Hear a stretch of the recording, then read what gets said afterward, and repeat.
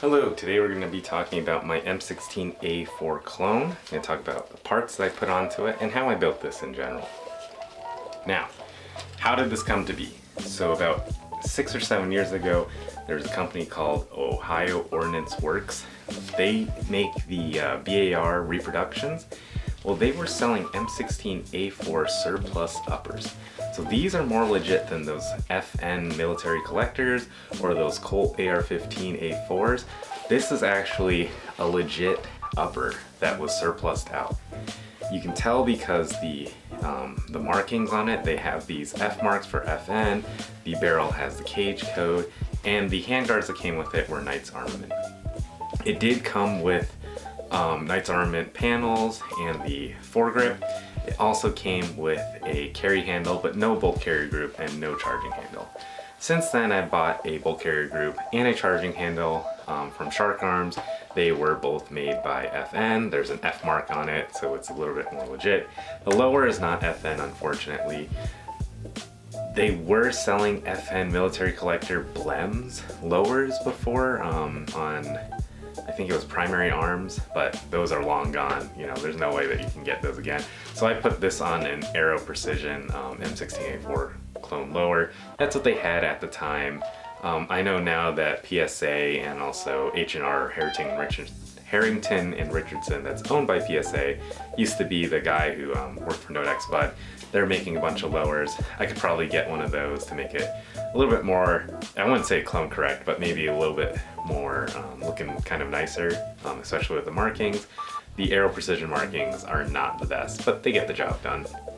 The one thing nice about the Aero Precision lowers that's not clone correct, it has this tension screw that you can screw in to the upper, and it reduces a lot of the wobble. So there's basically no wobble between this upper and this lower, and you can still disassemble it. I think that's a really cool thing that Aero Precision actually invented. The grip is an A2 grip, just made by Colt. Or it's not directly made by Colt, but one of the contractors that made it for Colt is just a legit military contracted A2 grip. And then this is a Colt buttstock. I showed a haul of stuff I got from Rockford Surplus. I used the kit to strap up this sling. This is just a M4 silent sling that I'm using. It's a simple sling. I could probably use a better sling, but for now, that's what I'm going to use. And then it is on the rail. On top of the upper receiver, because the Marines use the they use the KAC mini sort of drum rear backup sight. This is a USMC marked KAC mini or micro sight. So I put one of those on. That's clone correct for kind of a Marine Corps sort of build.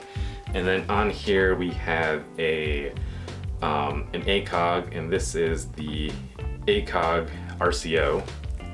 This is not the A4 version or the M4 version. This is actually the M150 version.